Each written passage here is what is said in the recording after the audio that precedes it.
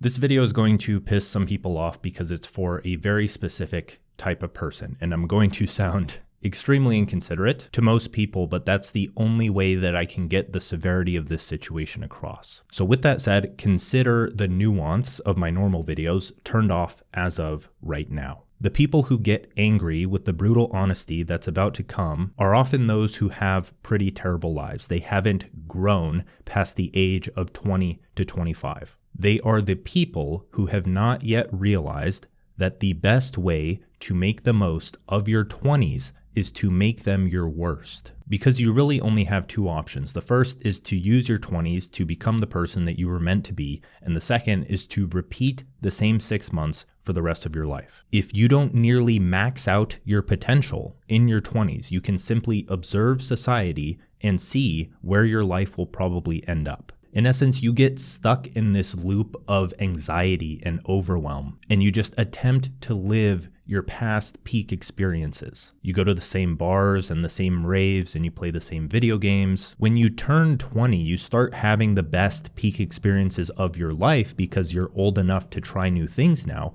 but you haven't yet realized that those should be and are the lowest peaks of your entire life. And so what happens is people register those as, oh, these are the good days. This is the peak experience. This is where I feel amazing. And they try to repeat that over and over again. And when they're not doing that, they crave the peak experience. They want the euphoria that they associate with happiness when happiness is not euphoria. So the result of this is that you just fill your entire life and it becomes your routine to engage in these extremely shallow activities that aren't leading to a good life. And eventually it becomes your identity. It just becomes second nature. You shut your mind off and you're just automatically doing these things, and it's very hard to get out of. Most people plateau around the age of 23. And then when you start to ask them, like, what are you doing with your life? In a genuine way, you're asking like, hey, like, what are you doing? Are you improving your career? What you're just talking with them. What are you doing with your life? They confidently say that I'm just living life. Like they label what they're doing as living life. And these people, they haven't come around to the ramifications of staying the same because they don't realize that there's no such thing as staying the same. There's only you get better, or you think you're staying the same, but you're actually just getting worse. And that worse doesn't show up until years later. So as you can tell in society, most people turn 30 to 40 years old with the emotional maturity of a 15-year-old. The world rapidly pushes forward, and it's continuing to push forward even faster while your mind, body, spirit, finances stay in the same place, when in fact, you're just digging them all deeper into this hole. And the deeper you get into this hole, the light at the top is more difficult to see. And if you're stuck in this 30-foot deep hole, how are you going to dig yourself out of that? So the purpose of this video is to show you that your 20s are the tutorial phase. They're not the main game. They're the preparation, not the main event. So I just want to give you 3 traps to avoid and 3 things to do, because I've been in this position, right? I'm talking shit about these people who get stuck and stay the same for 6 months at a time when I was that person. And I can confidently say that my life has gotten substantially better since I made the decision to stop doing that. So I want to help shine a light of awareness in a way that can shift the beliefs in your mind that allow you to notice new opportunities and change certain aspects of your life so you can continue to get better. Not in a self-improvement, dopamine junkie kind of way, but in a way that makes sense. If you can set yourself up in your 20s, your quality of life will only continue to increase. And that's even when your youth is no longer on your side. So the first trap is don't listen to anyone who doesn't have the life you want, because the people who have the life you want are extremely rare. They're less than 1% of the population. And the other 99% of people are those who just blabber about how you should live your life when they wasted their own. And if you listen to them, then you're probably going to waste your life as well. These are the people where they are adamant on convincing you that you should do something in order to live a great life because that's what they did, and they don't know what a good life could have been for them. They're adamant on convincing you that the greatest things to do are the greatest things that they did, and those things aren't that great at all. If you bring them your goals that sound close to impossible. They'll tell you to be more realistic. They'll tell you to create a budget. They'll tell you to invest your measly savings. They'll tell you to go out and have fun and make the most of your 20s when they have no idea what making the most of your 20s means. And then they will tell you that during that time to set yourself up in this boring mechanical life through a thing called a job, doing work you hate until you turn 50, as if that's some like twisted rite of passage, right? That's all they're focused on because they have this industrial mindset. It's like, okay, you need to go to school, get a job because that's what your grandpa and great-grandpa and great-great-great-grandpa did. And they don't understand how technology is changing career paths and that you can actually do something different. So when you go and you take that to them, it doesn't even register in their brain. It puts them into survival mode because they're afraid that you aren't going to survive. Many people say they want the best for you, but in reality, they just don't want to feel inferior to you. So you have my permission, and you should give yourself permission to ignore most of what these people say. Just practice deliberate ignorance. You can entertain the thought, but don't let it into your mind. You need to do your own independent research, and you need to actively search for the less than 1% of the population that have the life you want, and you need to listen to their advice. Take it, experiment with it, still don't take it as law, but you eventually need to take the best parts of the people who have the life you want, and you need to turn it into your own through trial and error. Now, the second trap is to get your taste of distractions fast, because most people treat their youth as a currency instead of investment capital. They party and they smoke and they watch Netflix at night and they just lounge around all day. And those things aren't necessarily bad, and they aren't the end of the world in and of themselves, but they destroy the benefits of being young, where you have time, you have energy, and you have focus. Now, I was a dumb college kid too, but the distinction there is that I was always working on something that would somehow buy my freedom. I didn't know what that was. I was just working on various opportunities that I was researching and coming across in terms of starting a business or getting healthy or learning how to master my mind. I was always into self-improvement, not what self-improvement has become, but in bettering myself, because I knew at such a young age that I didn't want to end up overweight, obese, low energy, financially unstable. I wanted to take control of those things fast.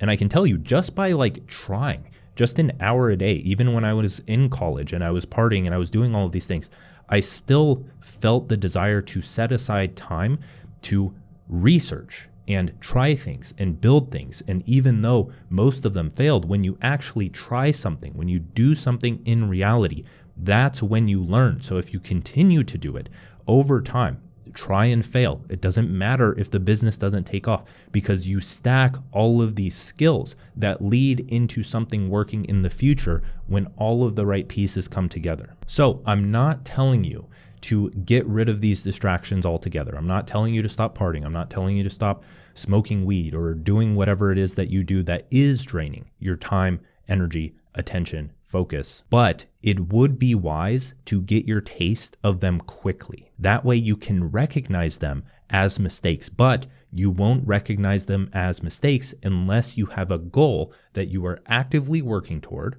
Because in order for a goal to have gravity, for you to be disciplined or motivated to achieve that goal, you have to have some form of energy invested into it. You need to spend a month working toward a goal so that you actually feel the pain of no longer working toward it, or you can register the smoking weed or being lazy or eating junk food as a mistake. Because if you aren't, let's say, going to the gym as a goal, then the alcohol isn't going to take away your performance at the gym.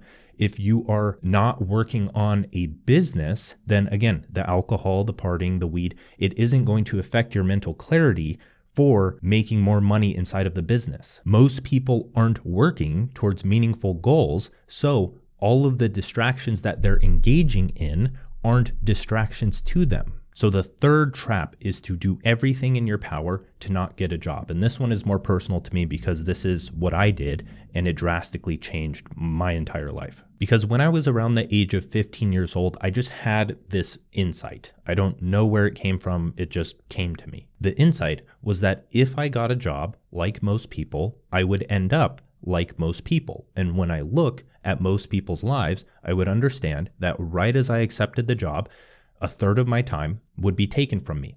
That's insane. A third of my time that I could use to better myself, do what I want, other things of that nature, create a type of work that I enjoy so that I don't hate a third of my life.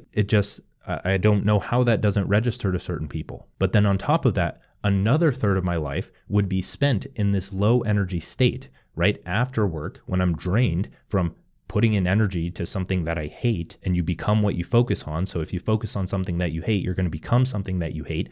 And the other third of your life, when you get back from work, you're just drained. You don't want to do anything. I remember when I was working as a web designer at my 9-to-5 job, I had been in the gym for my entire teenage years. It was very important to me.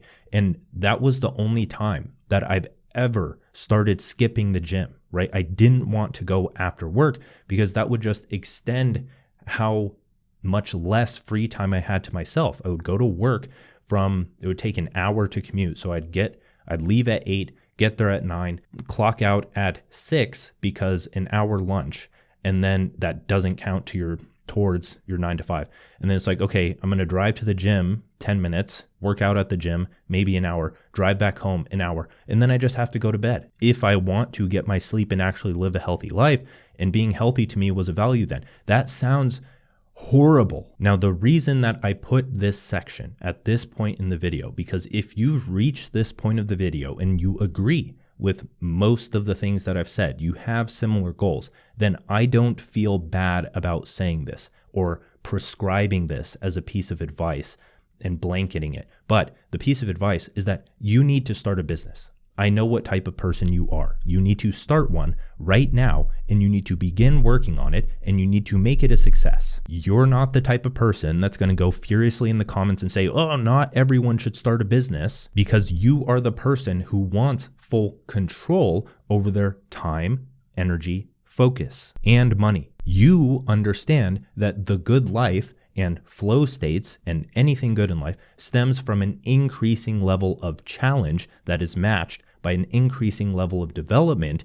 in your mind, body, spirit, finances, etc. And at 99% of jobs, I'm not talking about the 1% that 99% of you aren't going to get. At the 99% of jobs, the level of challenge just stops after like 6 months, right? You get used to the job, you've gone through the tutorial phase of the job, you're working on the tasks, it becomes normal to you, and then you just get into this repetitive routine of wake up, go to your computer, go to the office, wherever you go, and just do the same thing day after day. And that's a great way to waste 40 years of your life. It psychologically castrates you. And if you don't believe me, just research psychology for a year and you will understand exactly what I'm saying. Now, if this is one of your first businesses that you're starting, it doesn't really matter what kind of business you start, because what you do 2 to 3 years from now will be completely different. You are simply starting a business and trying to make money because you aren't going to learn how to make money or start a business until you do it. There is absolutely no world where you're going to watch 40 hours of YouTube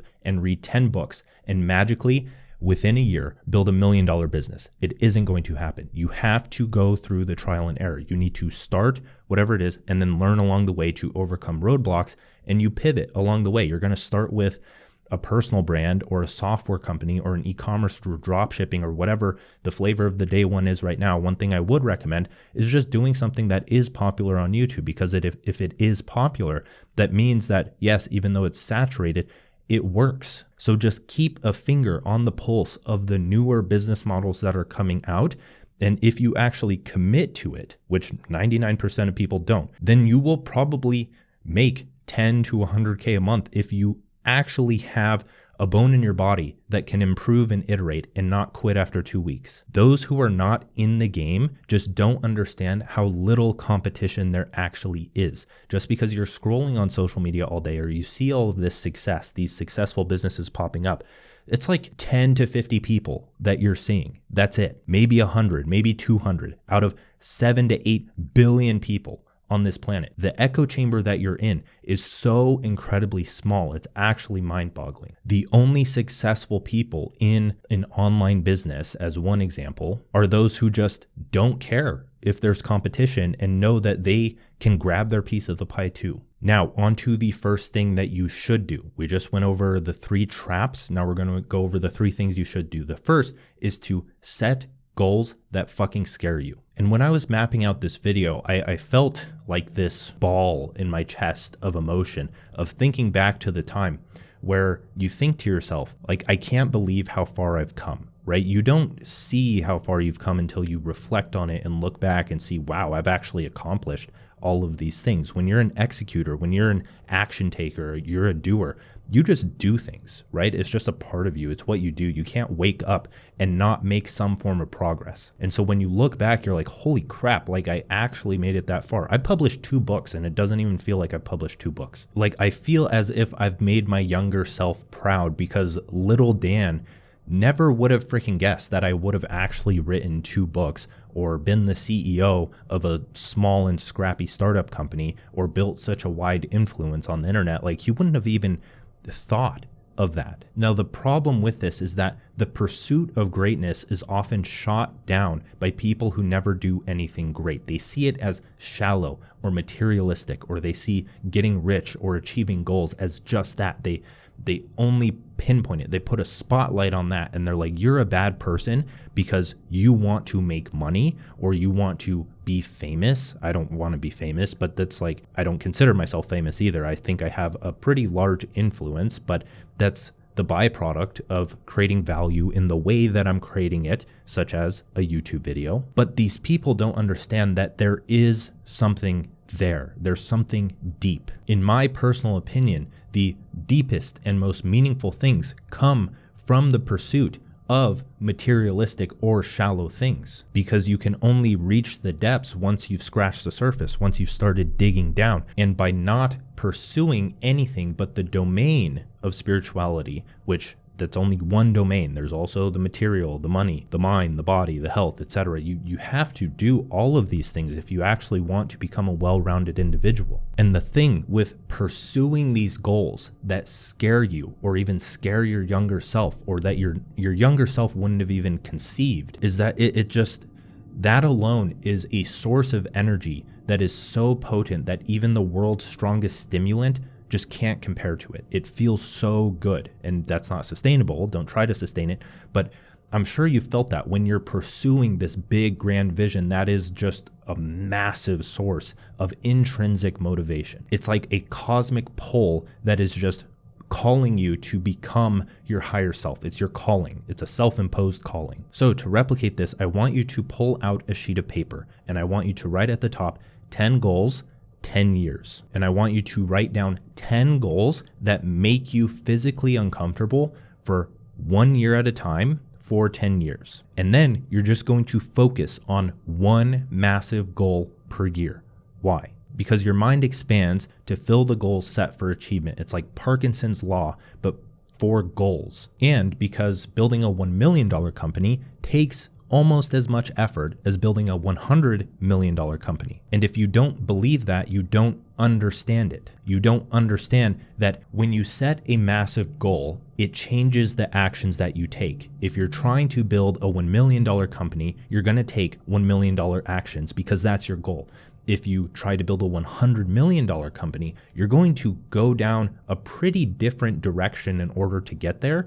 And you only have 8 hours of work in you a day. It takes the same freaking amount of effort. And one could even argue that a local coffee shop owner or a restaurant owner works so much harder than someone who has started an online business, and they make so much less because the goal of it is much smaller. The opportunity in it, the leverage in it is much smaller. Now there's lots of context missing there, and there's obviously ways to build chains of these coffee shops or other things of that nature, but we live in 2025, and for most people, starting an online business is a lower cost way to go with a much higher upside. And with the internet, it's a lot more common now that hard work doesn't lead to much in isolation. You can spend 10 years writing a book, and that doesn't mean that that book will get you rich. It doesn't mean that people will read it. It doesn't mean that it's good. Now, the second thing to do is to make as much money as you can. Why are we trying to make as much money as we can? Are we doing it because we're bad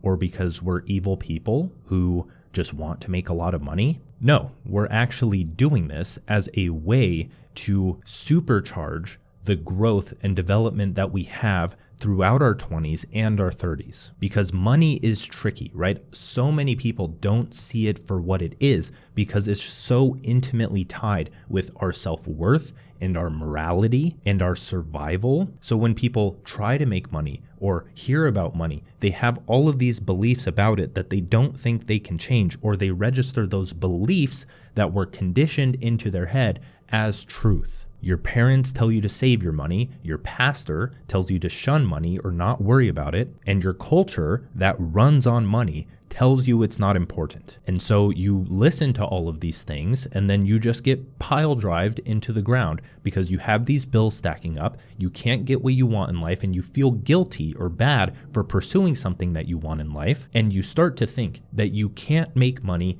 and be a good person at the same time.